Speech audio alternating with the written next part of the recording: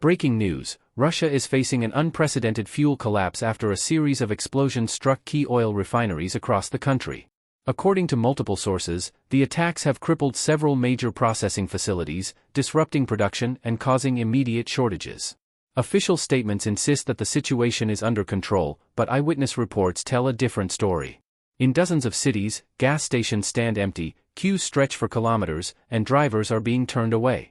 The promise of endless energy, once the cornerstone of Russia's national pride, is now dissolving in the smoke rising above its refineries.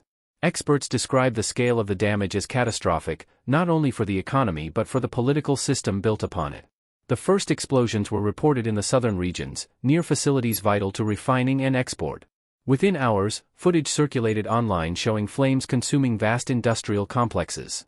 Authorities moved quickly to suppress the images, labeling them misinformation, yet satellite data confirmed multiple large-scale fires. Insiders describe chaos in the energy sector, transportation halted, pipelines redirected, emergency meetings convened at the highest levels. The system was never prepared for this, one source admitted. Everything depended on the illusion of security. That illusion, observers note, has now been shattered. The economic impact is immediate. Domestic fuel prices have soared, and rationing has begun in several regions. Transport companies report that deliveries are being cancelled, agricultural producers warn of halted operations, and airlines face severe logistical challenges. The ripple effect spreads far beyond the fuel market, pushing inflation higher and undermining confidence in the state's ability to manage crises. For a country that built its wealth and influence on oil, the symbolism is devastating. It's not just about energy, an economist explained. It's about identity. Inside Moscow, the tone is tense but controlled. Officials insist that the situation is temporary and that repairs are underway. Yet analysts familiar with the infrastructure warn that rebuilding may take months. Modern refinery technology depends on imported components that sanctions have made difficult to replace. Even before the attacks, the sector was under strain from maintenance shortages and outdated equipment. Now, with several facilities offline, the system faces a bottleneck with no clear solution. Observers underline that this crisis exposes the fragility of a structure long portrayed as invincible. Public reaction reflects a mixture of disbelief and anger. In rural areas, farmers are running out of diesel for machinery. In industrial towns, buses and delivery vehicles are idle. Social media channels fill with videos of long lines and arguments at gas stations. The official narrative, that supplies remain stable, contrasts sharply with visible reality. Sociologists note that when citizens experience shortages directly, official reassurances lose meaning. People may tolerate many things, one researcher said, but not the failure of something as basic as fuel. The political implications are equally significant. For years, the government presented cheap, abundant energy as proof of competence and sovereignty. Now, that promise has been broken. Analysts warn that this moment could mark a shift in public perception. If the state cannot guarantee stability in its most strategic sector, what can it guarantee at all? The question, once unthinkable, is now being asked quietly across the country. Internationally, the explosions have shocked markets. Oil prices spiked as traders scrambled to assess the damage, while foreign governments issued cautious statements. Diplomats describe the situation as a potential turning point. Russia's claim to be a reliable energy power, even under pressure, has been severely undermined. For its partners abroad, the crisis raises doubts not only about supply but about control. A country that cannot protect its own refineries, one European official commented privately, cannot project strength. The full picture of the attacks remains unclear, but the consequences are already visible. Black smoke over industrial cities, silent gas pumps, and the growing sense that something fundamental has broken. Analysts underline that this is not only a story about oil, it is a story about a system built on the illusion of permanence. And when permanence collapses, it does so suddenly. For those who want to keep following how this crisis transforms Russia's economy, politics, and position on the global stage, subscribing will ensure you stay connected to the deeper analysis beyond official statements and short headlines. According to our sources, the situation unfolding across Russia's energy sector is worse than officially acknowledged. The Ministry of Energy has introduced a system of emergency quotas, prioritizing military and government transport over civilian supply. Regional administrations are instructed to optimize distribution, a phrase insiders interpret as permission to ration. In several territories, private fuel sales have been temporarily suspended. Governors, caught between federal directives and local anger, are struggling to maintain calm. Observers report that police patrols have been deployed to major gas stations to prevent unrest. The scenes resemble crisis management more than routine governance. Economic analysts stress that the shock to the refining network is only part of the problem. The logistics that sustain the entire energy supply chain, pipelines, storage depots, rail transport, depend on the synchronization of dozens of components. When one link fails, the rest begins to strain. The current disruptions expose how dependent Russia's internal market is on a few critical nodes. With refineries in the south and west offline, fuel must be transported from distant regions at enormous cost. This imbalance is creating a two-speed economy. While some areas still have fuel, others are effectively cut off. Insiders describe this as a logistical nightmare with political consequences. Within business circles, confidence is evaporating. Transport companies, already under pressure from sanctions, now face shortages that threaten to halt entire sectors. Factories reduce production, retailers raise prices, and small businesses close temporarily. Economists estimate that each week of disruption costs billions in lost output. It's not just an oil crisis, one financial expert noted. It's a crisis of predictability. Investors, domestic and foreign alike, depend on stability. When the foundation of that stability, the fuel supply, collapses, so does the sense of security that underpins the economy. Internationally, reactions are measured but watchful. Energy markets adjust rapidly, with global traders recalculating risk premiums for Russian exports. European and Asian partners, long dependent on discounted crude, fear extended shortages. Some begin quietly exploring alternative suppliers, accelerating diversification plans that once seemed distant. Analysts underline that Russia's reputation as a dependable energy partner is eroding faster than its infrastructure can recover. Markets remember disruptions, one observer said. Trust, once lost, takes years to rebuild. Inside the country, the public mood continues to darken. The absence of reliable information amplifies anxiety. State media repeat phrases about technical incidents and planned maintenance, but these words ring hollow against the backdrop of empty fuel pumps. Social media, despite tightening restrictions, has become the main channel for news. Videos of fires, blocked highways, and arguments at gas stations circulate widely before being deleted, only to reappear elsewhere. Each deletion fuels suspicion that the truth is being hidden. Sociologists describe a familiar pattern: when official silence grows, people fill it with rumor. And rumors, unlike facts, are impossible to control. In Moscow, the leadership faces an uncomfortable dilemma. Acknowledging the scale of the damage risks appearing weak, denying it risks losing credibility altogether. For now, officials have chosen a middle course, partial admissions framed as victories. Every minor repair is presented as a sign of recovery, every delivery as proof of resilience. Yet experts close to the industry warn that such messaging cannot mask the reality of structural failure. Modern refining systems are fragile when isolated. Without access to Western equipment and spare parts, many facilities cannot be repaired quickly. Even small delays compound into systemic breakdowns. This is not a fire you can extinguish in a week, an insider remarked. It's a long-term wound. Regional tensions are rising. Governors in industrial centers demand additional fuel allocations, agricultural regions warn of collapsing harvests, border territories complain of prioritization for the capital.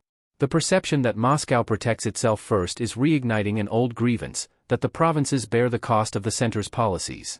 Political scientists note that such perceptions, once reinforced, are difficult to reverse.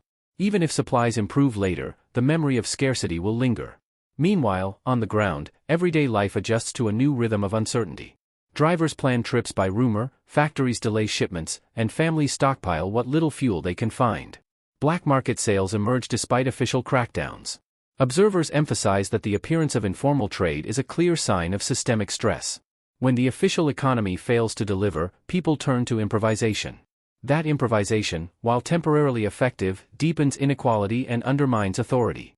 Experts now debate whether the crisis represents a temporary disruption or a structural turning point. The consensus is shifting toward the latter. Russia's vast energy system, long viewed as untouchable, is showing signs of internal exhaustion. Even if repairs restore output, the psychological impact, the realization that vulnerability exists, will persist. The myth of endless oil, an analyst concluded, has finally burned out. Analysts now agree that what Russia faces is not a temporary disturbance but a systemic collapse of confidence.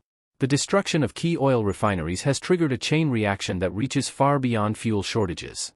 Transport, agriculture, and manufacturing, every major sector depends on stable energy flows.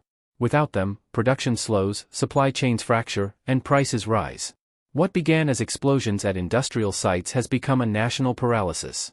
Insiders admit that the state was unprepared for such a scenario. For decades, officials assumed that the oil infrastructure was both protected and irreplaceable. Now, that assumption lies in ruins. According to sources close to the government, emergency meetings have been held daily in Moscow to coordinate responses. Ministries issue overlapping directives, regional administrations compete for limited supplies, and communication between agencies has broken down. No one knows who is actually in charge, one official quietly told reporters. The Ministry of Energy blames foreign sabotage. The Security Council insists that the situation is stabilizing. Economists, however, describe something different, a cascade failure of a system built on centralization. When all control flows through the capital, disruption anywhere becomes disruption everywhere. In the streets, the atmosphere is tense but restrained. Queues at gas stations have become part of daily life, with people waiting for hours in hope of a single refill. Taxi services raise prices dramatically, while public transport operates on reduced schedules. In rural areas, farmers abandon machinery and return to manual labor. The government has promised compensation, but delays and bureaucracy limit delivery. Citizens describe a growing sense of exhaustion. It's not just the lack of fuel, one man told local media. It's the feeling that no one knows what's happening. Behind the scenes, business leaders voice alarm. Many have begun transferring remaining capital into foreign currencies or tangible assets. The ruble, already under pressure, weakens further. Financial institutions tighten lending as liquidity dries up. Analysts note that this behavior reflects a loss of trust not only in markets but in governance. When those closest to power begin to protect themselves rather than the system, the balance shifts irreversibly. The elite are saving themselves, one economist observed, not the country. Diplomatic reactions remain cautious but significant.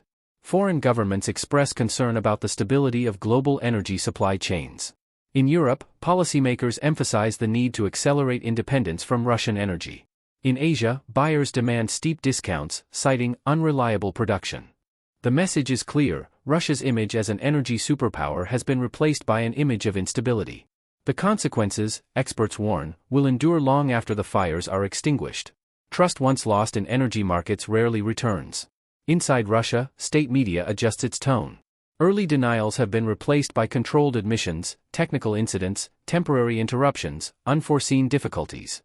Yet even this calibrated language cannot mask the visible signs of distress. Analysts point out that censorship, while limiting information, cannot alter perception. Empty roads, closed stations, and halted trucks speak louder than official statements. The effort to maintain normalcy itself becomes proof of crisis. For the political leadership, this moment carries profound implications.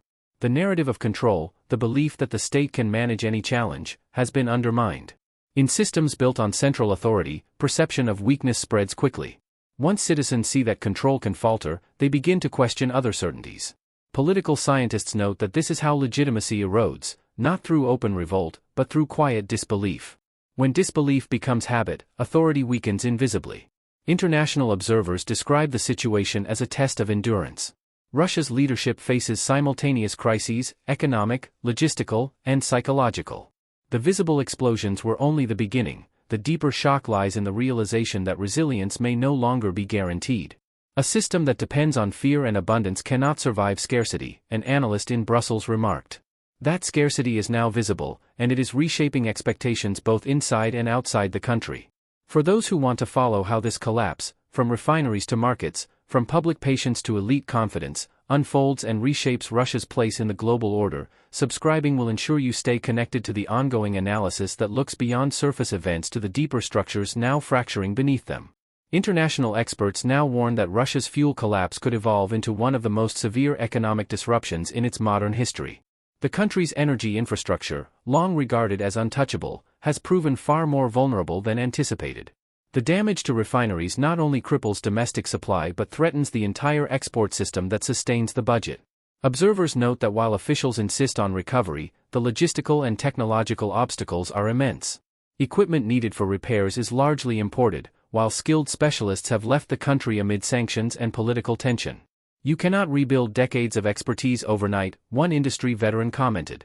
And you cannot refine oil with declarations. The broader impact extends beyond fuel. Transportation bottlenecks are spreading across the economy.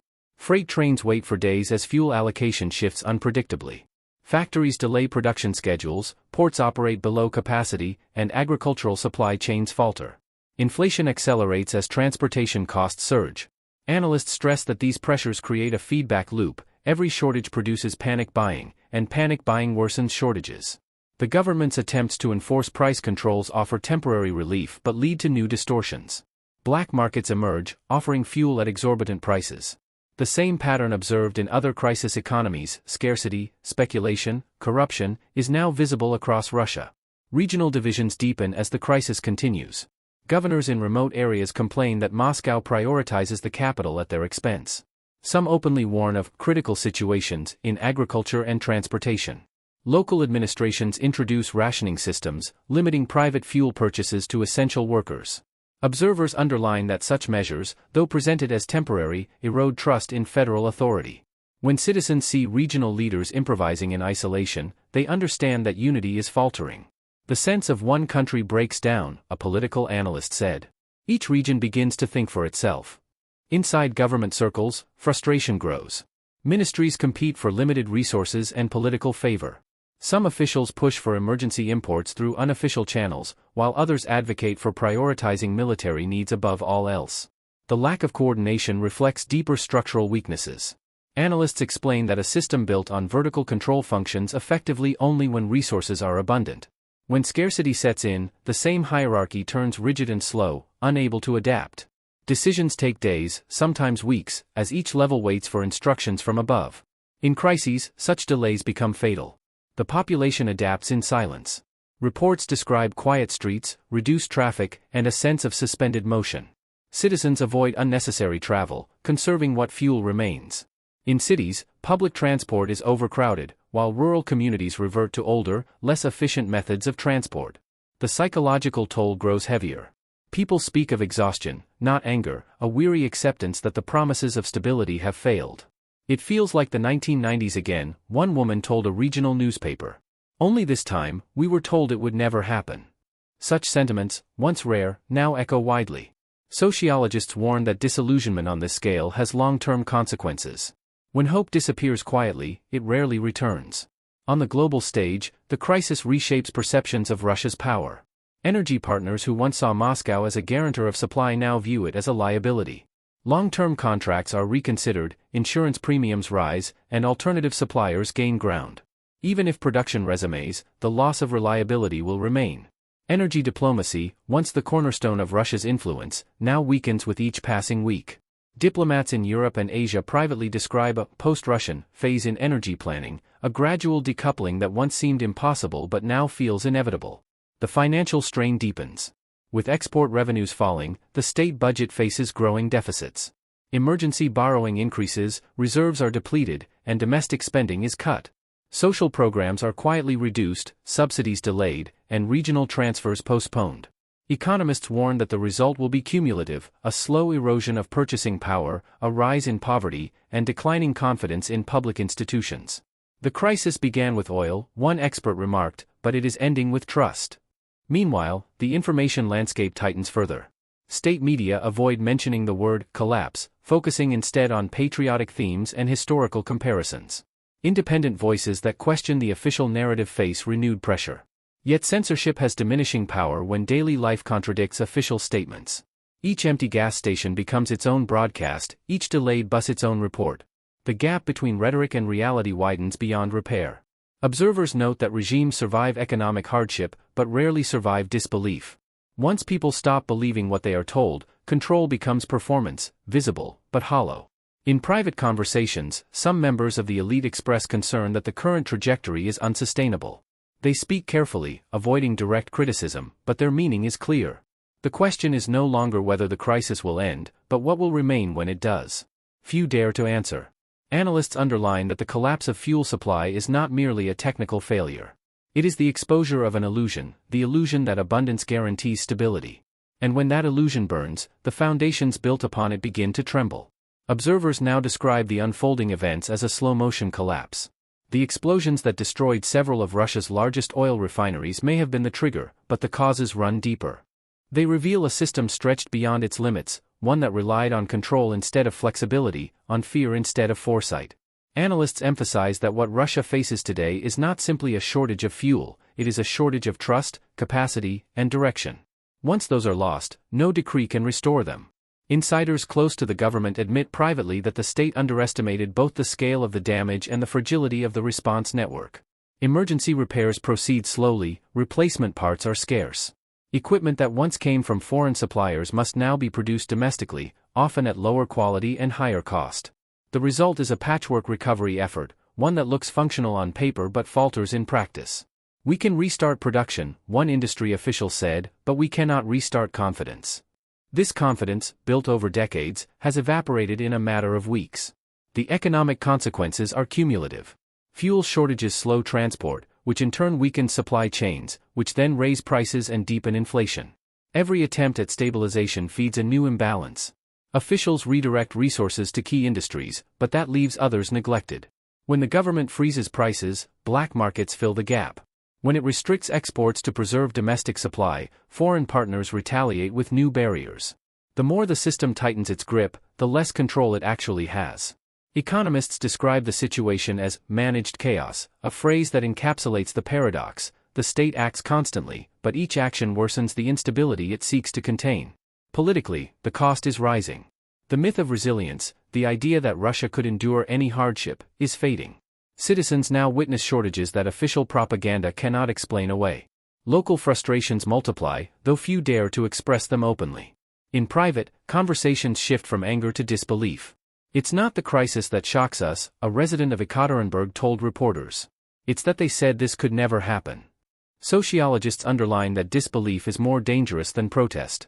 Protests can be contained, disbelief spreads silently, eroding the emotional foundation of loyalty. The elite, once confident in their insulation from crisis, are beginning to hedge. Business magnates discreetly transfer wealth abroad through intermediaries. Regional officials limit their exposure, delaying decisions that might draw blame. Even within state corporations, competition intensifies as departments fight for limited resources. Analysts stress that such behavior is typical of systems entering decline, outward obedience paired with inward detachment. No one wants to be the first to move, one observer explained, but no one wants to be the last to fall. On the international stage, Russia's image continues to deteriorate. Energy partners seek alternative routes, banks restrict lending, and insurers classify Russian shipments as high risk. Diplomats in Europe describe a structural reordering of the energy map, one in which Russia is no longer the anchor but the uncertainty. The collapse of refineries is now cited in policy discussions across capitals as evidence that Moscow's control over its core industries can no longer be assumed. For a nation that once defined itself through energy dominance, this shift represents more than economic loss, it is the erosion of identity. The social impact grows clearer by the week. With transport limited and prices rising, citizens adapt to scarcity as a new normal. Farmers cut planting areas to save fuel, factories run on reduced schedules, and regional economies contract. The government promises recovery, but few believe in quick solutions. In quiet conversations, people recall the stability of previous decades with a mixture of nostalgia and irony. "We used to laugh at shortages," one man told an interviewer. "Now we stand in line again." The cycle, once broken, has returned. Experts underline that crises like this rarely end with dramatic collapse, they fade into prolonged stagnation. The visible fires are extinguished, but the damage remains economic, psychological, political. Over time, fatigue replaces outrage, and the system continues to operate, weaker but still standing. Yet the illusion of invulnerability is gone. And once a state built on that illusion begins to doubt itself, the path forward is unpredictable. The story of the refinery explosions will eventually leave the headlines. Repairs will be made, some supplies will resume, and officials will claim victory. But analysts caution that beneath the surface, something irreversible has changed. The myth of endless abundance, of oil as an inexhaustible guarantee of strength, has been broken. What remains is a landscape of exhaustion and doubt, where every promise sounds hollow and every reassurance feels temporary. For those who want to keep following how this crisis, from economic breakdown to political disillusionment, reshapes Russia's future and its standing in the world, subscribing will ensure you stay connected to deeper, verified analysis that looks beyond the headlines and traces the slow shifts defining this new reality.